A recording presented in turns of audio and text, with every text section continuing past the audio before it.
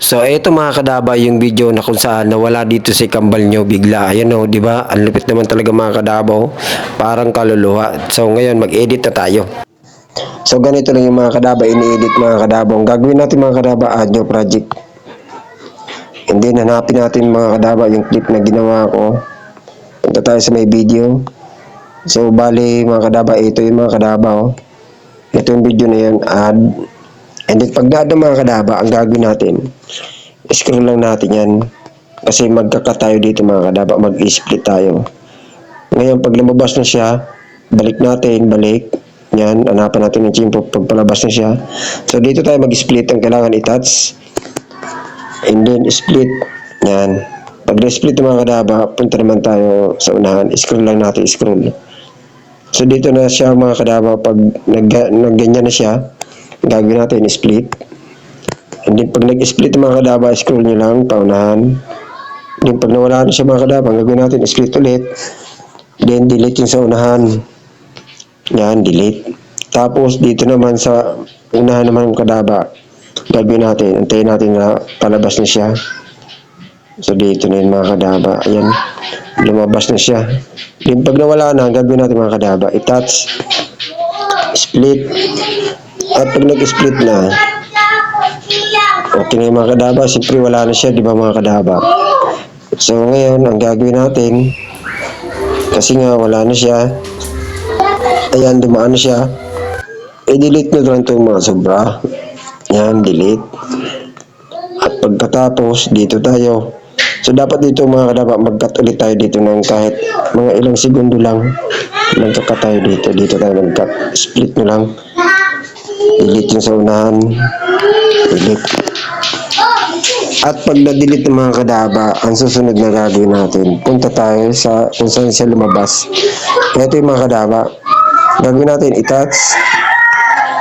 Then, punta tayo sa overlay. Hanapin natin si overlay.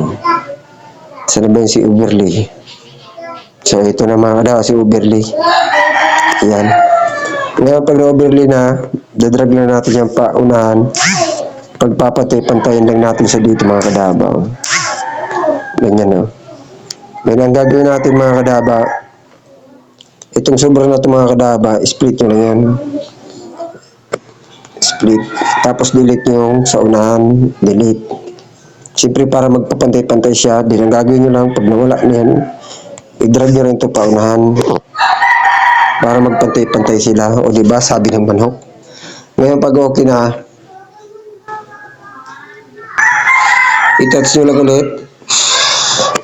And then hanapin natin si opacity. Opacity, asan ka na opacity?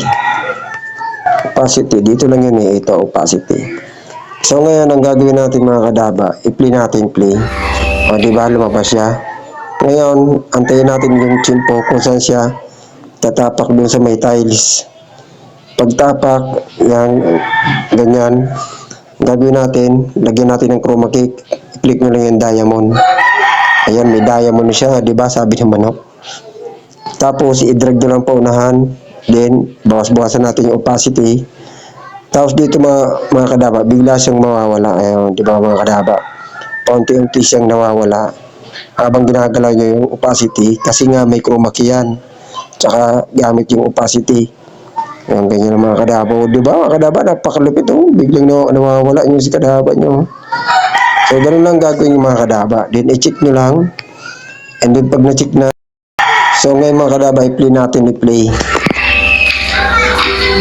O diba mga kadaba, talaga napakalupit nga naman talaga. Diba, bigla siya nawala, tapos dadaan sa kabila.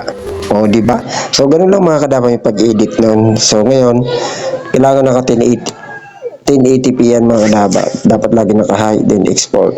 So ganun lang mga kadaba, pakipalo lang and pakasir ng video nito. Para na sa ganun, yung iba makaalam. Diba, ganun lang mga kadaba. Adjust na lang, ganyan. So hanggang dito lang ang video to mga kadaba. Thank you very much.